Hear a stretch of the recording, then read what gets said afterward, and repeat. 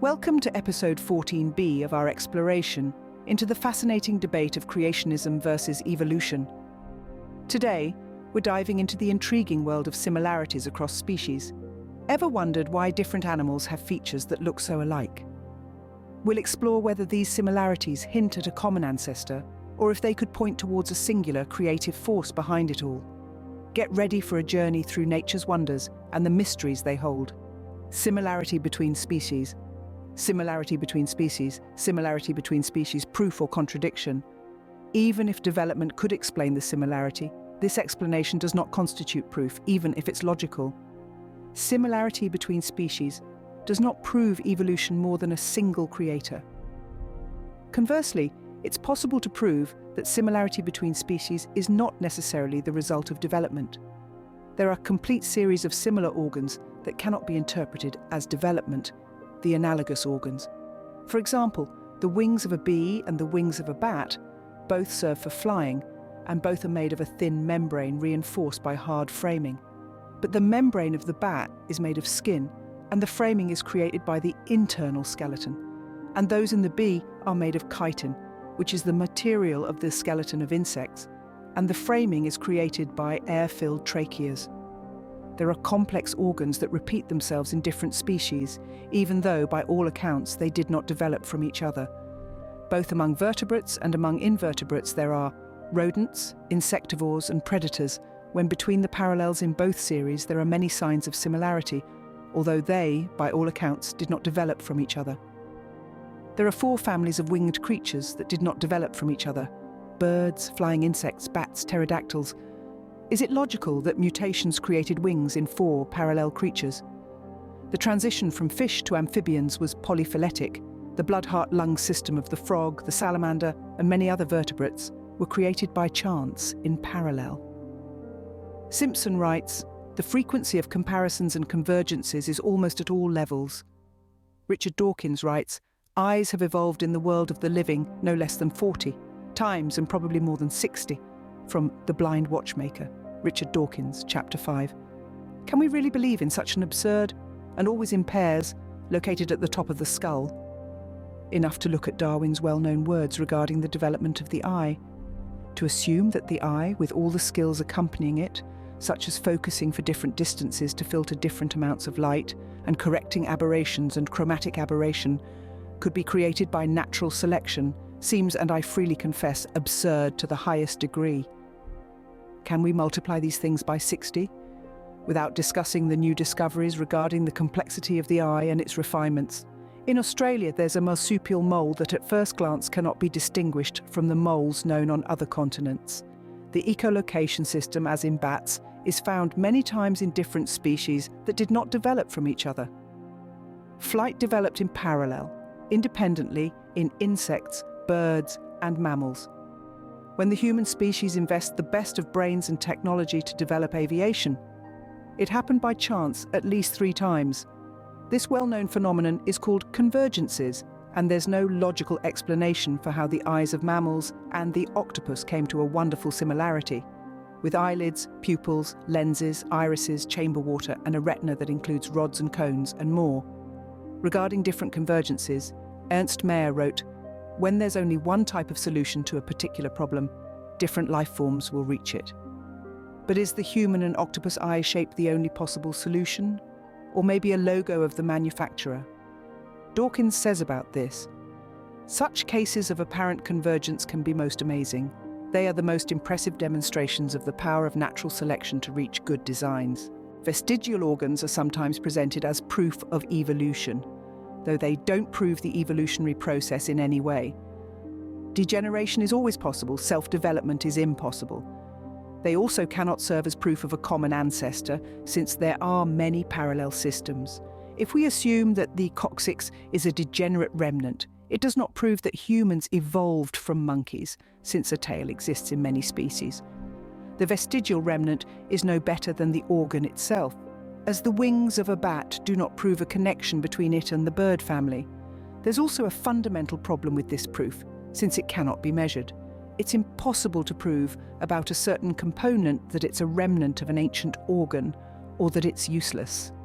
We have no unequivocal tools to measure utility, As S.R. Scadding writes in his article, "Do vestigial organs provide evidence for evolution?"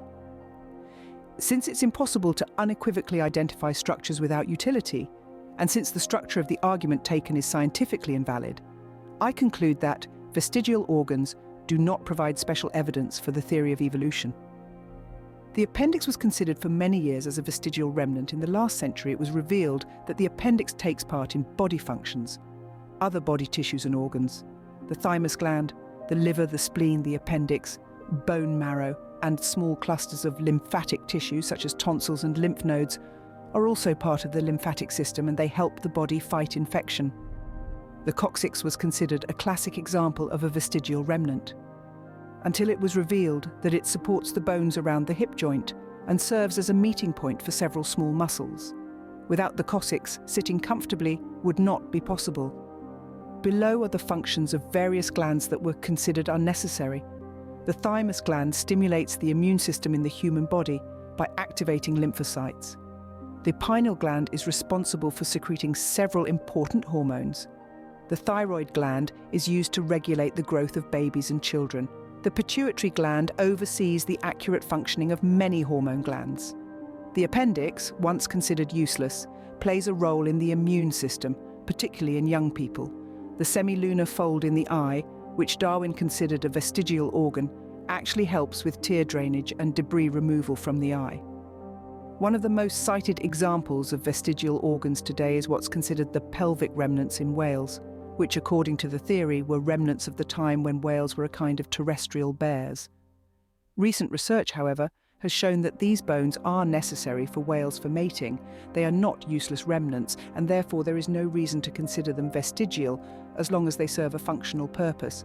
See research on the pelvic bones in whales.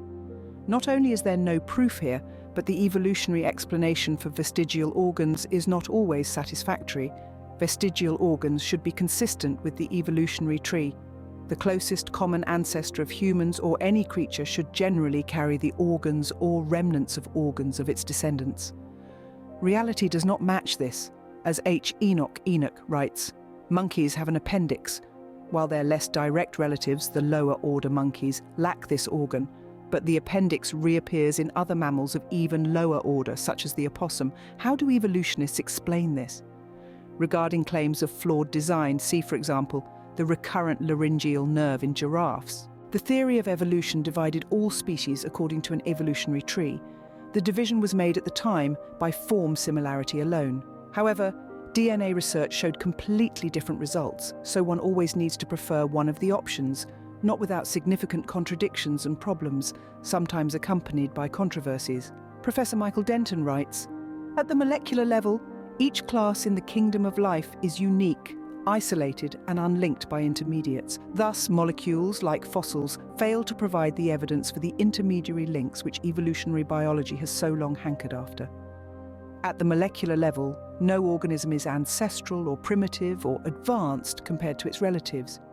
If molecular evidence had been available 100 years ago, it is doubtful whether the idea of organic evolution would have been accepted." Denton's book was published in the mid-80s.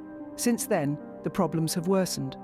When comparisons of ribosomal RNA sequences were conducted, many inconsistencies were observed. The French biologists Hervé Philippe and Patrick Forterre wrote in their 1999 paper that with more and more sequences available from studies, it turns out that most phylogenies contradict each other as well as the universal rRNA tree. It was also revealed that there's no way to construct a tree without inconsistencies in the molecular domain alone. Comparing DNA codes of creatures encounters severe contradictions against the comparison of ribosomal RNA. There's no consistent evolutionary agreement, and it's impossible to draw a line of evolution that will match in all molecular parameters. As detailed in the paper by molecular biologists James A. Lake, Ravi Jain, and Maria K. Rivera from 1999, in 1999, Science published an article titled, "Is it time to uproot the tree of life?" The article's author, Elizabeth Pennisi, describes the enormous contradictions created between the findings and the supposed evolution. New data cloud the picture of evolution. A year ago, biologists examining new genome sequences from more than a dozen microorganisms thought these data might support the standard accounts of early life's history, but what they saw stunned them. Instead of clarifying the picture of evolution, the comparisons generated by the genome sequences have begun to cloud it. And now, with 8 more bacterial sequences in hand, the situation is getting even murkier. On the disappointment of finding genetic support for the molecular tree, Claire Fraser, head of the Institute for Genomic Research, TIGER, in Rockville, Maryland, says, "Nothing could be further from the truth." Instead of providing support, the comparisons yielded many versions of the tree of life that challenge the rRNA tree and even contradict each other, quoted in Carl Woese. Molecular biologist Jonathan Wells recounts in his 2000 book, Icons of Evolution, about a 1996 study that examined 88 protein sequences.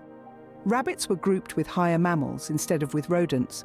A 1998 analysis of 13 genes in 19 animal species placed sea urchins among chordates, and another 1998 study, based on 12 proteins, placed cows closer to whales than to horses. He concludes, "The inconsistencies among trees based on different molecules and the bizarre trees that result from some molecular analyses have brought molecular phylogeny to a crisis." Christine Schwaber writes, "Molecular evolution becoming popular as a great method for discovering evolutionary relationships. If the comparison between the molecular discoveries and the theory of evolution made me elated instead, to my great embarrassment, there are too many exceptions from the order of evolution of the species, as determined by the molecular research. The message these oddities carry is very important." In his book, P280. From findings of amino acid sequences of relaxin in different species, he concludes there's a clear mismatch, which can only be explained by ad hoc arguments, but the use of such arguments cancels all scientific value of the hypotheses. From Dr. H. Avni's article, the changes in genes supposed to promote the evolution of species are usually the results of repeated transformations. For example, the transformation of the forelimbs into wings. For such a process to occur, the structure and actions of the proteins need to change significantly. Given the rarity of positive transformations, it's clear that 2 positive transformations will not appear in the same creature. For positive transformations to join together, one must occur in one creature and another in one of its descendants.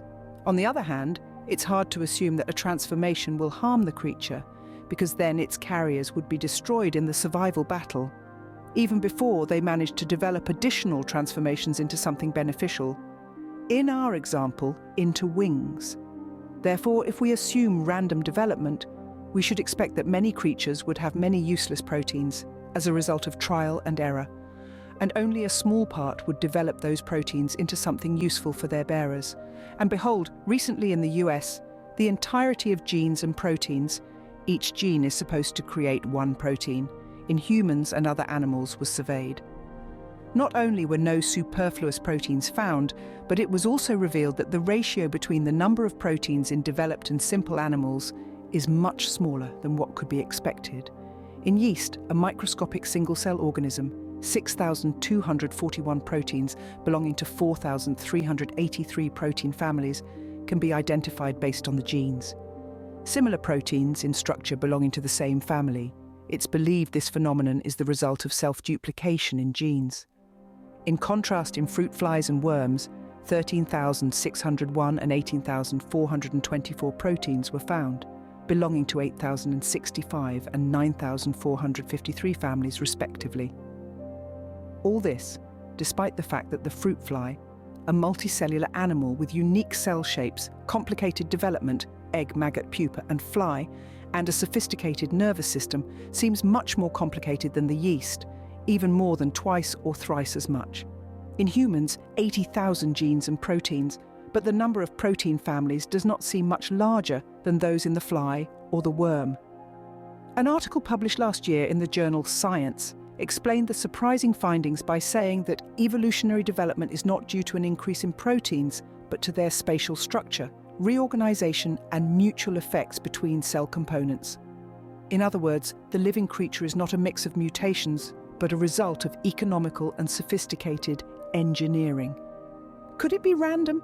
So much for the number of proteins in different animals. And what's known recently about the similarity or difference between the proteins in different animals? Here too, a surprise is expected. About 20% of the proteins in the fly can find a similar counterpart in the proteins of the worm and yeast. These are probably proteins common to all animals. In contrast, 30% of the proteins in two species of fruit flies, which are very similar in their development and shape, are completely different.